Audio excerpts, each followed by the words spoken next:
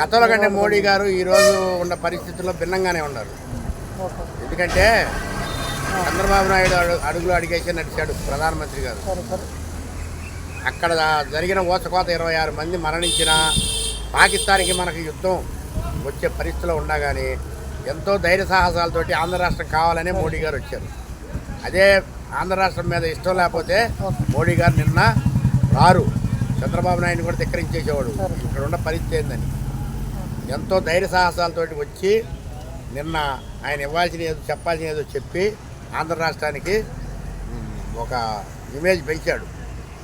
దానికి ఆంధ్ర రాష్ట్రం 5 కోట్ల ఆంధ్రులు కూడా నమ్మకం కుదిరింది మోడీ గారి మీద. గతంలో అంటే చెమ్మడి నీలోకి ఇప్పుడు మట్టి తెచ్చి ఇచ్చాడు, ఆయాల నమ్మల ఎవరు నమ్మకపోయినట్టు దానికి తగ్గట్టు మనకి పనికిమాలిన ముఖ్యమంత్రి ఒకడు వచ్చి పనికిమాలిన పనులు చేసి ఈ రాజధాని చిట్టడి చేసి రైతుల్ని నానా హింసలు పెట్టి బేడీలేసి అట్రాసిటీ కేసులు పెట్టి లోపలేసి ఎన్నో యుద్ధాంశాలు సృష్టించాడు.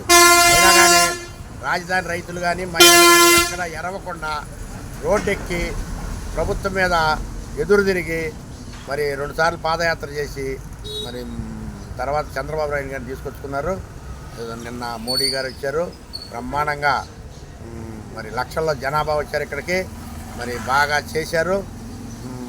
మోడీ గారు కూడా మంచి టాకింగ్గా బాగా చెప్పారు. భుజం కలుపుదాం, 3 సంవత్సరాలు రాజధాని నిర్మాణం చేద్దాం, ఎవరో అడ్డం వచ్చేదని కూడా అనే మాటగా మాట్లాడాడు. ఆయన అర్థం చేసుకునే వాళ్ళకైతే, అర్థం తెలియని వాళ్ళకైతే ఏమి లేదు, ఆయన భాషలో మనం అర్థం చేసుకోవచ్చు. నెంబర్ 1గా ఆయన చెప్పాలని చెప్పారు, మరి దాన్ని ఇది చేశారు. మరి పక్కన చూస్తుంటే జగన్మోహన్ రెడ్డి గత 5 సంవత్సరాలు దాదాపు మన రాష్ట్రాన్ని కానీ అమరావతి కానీ విధ్వంసం చేసి వెళ్ళాడు. ఇటువంటి దాదాపు ఇక్కడున్న అడవిని తొలగించడానికి ఒక దాదాపు 7-8 నెలలతో పాటు సమయం పట్టింది. 3 సంవత్సరాల్లో అమరావతిని మన బాబు గారు నిర్మించగలరా? బాబు గారు ఆయన చేసిన పనులు ఉన్నాయి, ఏమున్నాయి? ఉమ్మడి రాష్ట్రంలో మరి హైదరాబాద్లో మరి దాన్ని ఏం చేశారు, సైఫరాబాద్ చేశాడు. ఆయాలు కూడా నవ్వారు, నేను కూడా నవ్విన వాళ్ళలో నేను కూడా ఉన్నా. ఎందుకంటే నేను కాంగ్రెస్ వాదిని కాబట్టి ఆ రోజు నవ్వా, ఏం చేస్తాడు ఈ రాళ్ళలో, ఈ రాళ్ళ కొట్టల్లో ఏం చేస్తాడని. మరి ఇలా అది ఆయన చేసిన అభివృద్ధి అక్కడ ఇవాళ దాని ఫలాలే అనుభవిస్తున్నారు తెలంగాణ వాళ్ళు. మరి ఇవాళ అదే పరిస్థితి మనం బాబు గారిని నమ్మాలి. ఆయన ఒక విజనగల ముఖ్యమంత్రి. భారతదేశంలో ఎవడన్నా ఉన్నాడు అంటే ఇవాళ మరి మన్మోహన్ సింగ్ గారు అయితే గతించిపోయారు, ఆయన ఒక విజనగల. ఆయన పివి నరసింహారావు ఒక ఆర్థికవేత్త, ఆయన గతించిపోయారు. ఇవాళ రానుబాను ఉందేవరా అంటే చిదంబరం గారు ఒకడు ఉన్నాడు. ఆయన తర్వాత ఇవాళ మన రాష్ట్రంలో మన చంద్రబాబు గారు ఉన్నారు. అట్లాంటి ఆర్థిక సంస్కరణలు తీసుకొచ్చే మంచి వక్త ఆయన. అందుట్లో ఒకడు చంద్రబాబు నాయుడు. ఇవాళ మన రాష్ట్రాన్ని దిగ్విజయంగా మరి 28 రాష్ట్రాల్లో ఎక్కడా లేని రాజధానిని నిర్మాణం చేస్తాడు.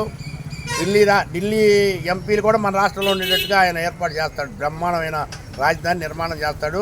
ఎట్టి పరిస్థితిలో ఢిల్లీని తలదన్ని రాజధాని నిర్మాణం చేస్తాడు. ఆయన ఎక్కడ వెనకడుగు వేయడో బ్రహ్మాండంగా ఆయన విజనగల ముఖ్యమంత్రి. ముంగలే చూశాం కాబట్టి మనం ధైర్యంగా చెప్పుకోగలుగుతున్నాం. దాని తగ్గట్టు ఇలా పవన్ కళ్యాణ్ గారు కానీ మరి మోడీ గారు కానీ అందరూ సహకరిస్తున్నారు చంద్రబాబు నాయుడికి. మరి 3 సంవత్సరాలు పూర్తి చేస్తామని నారాయణ కూడా చెప్పాడు, మున్సిపల్ శాఖ మంత్రి. ఏ ఇబ్బందులు లేవు. రాజధాని బ్రహ్మాండమైన రాజధాని 2028 మరి ఇదే నెలలో మళ్ళీ ఓపెనింగ్కి మరి ఆయనే పిలుస్తారన్నాడు చంద్రబాబు గారు. పక్కన చూసుకుంటే చెల్లికి మళ్ళీ పెళ్ళాక మళ్ళీ శంకుస్థాపన ఏంటని చెప్పేసి కొన్ని వాదనలు వేస్తే మన షర్మిలా గారు ఇదే పట్టదు. షర్మిలా గారు అన్నారా? షర్మిలా గారికి ఏం తెలిసి ఆమె గురించి మాట్లాడదు వేస్ట్. నేను ఆమె పార్టీ అనో, ఆమె మా పిసిసి అధ్యక్షురాలేనో, ఆమె ఎందుకు పనికిరాని వేస్ట్ క్యాండిడేట్ అనకూడదు. కానీ ఆమె ఇవాళకి సంవత్సరం ఎక్కి ఈ రాజధాని ఇక్కడ శిబిరాలు చేస్తుంటే ఒక్కసారి కూడా ఆమె రాలేదు, ఎవరిని పరిశీలించలేదు ఇక్కడికి వచ్చి. మరి ఆ కట్టడాలు ఏందో చూడలేదు. ఆమె కూడా వాళ్ళ అన్న కోసం గ్రాఫిక్స్ అని చెప్పింది. ఇవన్నీ ఏది ఎలక్షన్ 19 ఎలక్షన్ ముంగల ఇవన్నీ గ్రాఫిక్స్, ఒక ఇటుకరాయి పెట్టలేదు, చంద్రబాబు నాయుడు అంతా దాచుకున్నాడని చెప్పింది. మరి అట్లాంటి ఆమె ఇలా మన తర్వాత మా పిసిసి అధ్యక్షురాలు అయింది, మరి ఇక్కడికి రాలేదు. మరి అమరావతికి జై కొట్టలేదు ఒక్కసారి కూడా. మరి ఆంధ్ర రాష్ట్రానికి అమరావతి రాజధాని, అది ఏకైక రాజధాని, అది అమరావతి అని ఆమె చెప్పలేదు. రాహుల్ గాంధీ గారు చెప్పినా, సోనియా గాంధీ గారు చెప్పినా కానీ ఏమో చెప్పలేదు. ఎందుకని చెప్పలేదంటే ఆమె కూడా ఆ చెట్టుదే కదా ఆ కాయ అనుకుంటున్నారు కాంగ్రెస్ కార్యకర్తలు. మరి వాళ్ళ అన్ని పార్టీల్లో చేరుతున్నారు కానీ మా పార్టీలో చేరేవాడు ఎవడో ఒక్కడ కూడా లేడు. ఎందుకు లేడా అంటే షర్మిల గారిని చూసి ఆమె అడుగుదాడల్లో ఎవడు నడిచేవాడు లేడు. ఆమెనంతా తప్పటడుగులు, తప్పటవారాలు. ఆమె ఎవరినో నలుగురు ముగ్గురు నెమ్మడేసుకుంటుంది కానీ కాంగ్రెస్ కార్యకర్తలు కలుపుకోదు, డీసీసీ ప్రెసిడెంట్ కలుపుకోదు, మండల ప్రెసిడెంట్లు కలుపుకోదు, గ్రామ ప్రెసిడెంట్లు కలుపుకోదు, ఎవరిని కలుపుకోదు. ఆమె ఏకో నారాయణ అని ఆమె సొంత నిర్ణయాలతోటి బయలుదేరిద్ది కానీ ఎవరిది నిర్ణయాలు పెట్టుకోదు. మొన్న పనికిమాలిన తరంగా ఒకరోజు ముంగల బయలుదేరిన మన రాజధానిని ఉద్ధరిద్దామని రాజధాని నాశనం చేయడానికి బయలుదేరిందని మా కాంగ్రెస్ కార్యకర్తలు మేమే చెబుతాం. ఒక పక్కన చూసుకుంటే ఈరోజు అంబటి రాంబాబు ఒక మాట అన్నాడు, రాజధాని కట్టింది ఆయనే, దాన్ని విధ్వంసం చేసింది కూడా ఆయన అని చెప్పేసి అంబటి రాంబాబు. వాడు ఎంత మంత్రి పదవి చేసినా వాడి గురించి నాబోటాడు మాట్లాడడం వేస్ట్. ఎందుకంటే వాడికంటే నేను సీనియర్నే. వాడే పనికి మాలినాడు చెప్పాలంటే. వాడికి అసలు ఏమీ తెలియదు.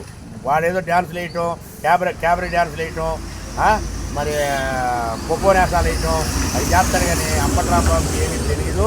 వాడి మాటలు పట్టించుకోవడం అనవసరం. వాడి మాటలన్నీ వేస్ట్ మాటలు. వాడు దేనికి పనికిరాడు. అది ఒకటే మాట నేను చెబుతున్నాను.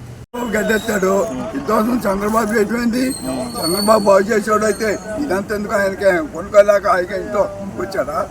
అరే నా మీద పిలుపు మీదకే అంత 8,000 ఎకరాలు ఇచ్చారు, రైతులు అయిపోతారు అని ఆ వయసులో నానా బాధపడి మళ్ళా పనులు పెట్టి చేస్తంటే వాడు మనిషిగా పశువు ఆ మాట్లాడు ఏ నోడుతూ అన్నాడు.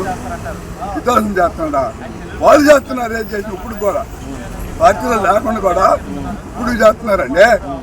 ఏం పిక్కుంటాడు జగన్ అయినా ఇంకొకడైనా ఇంకా ఏం చేయలేరు.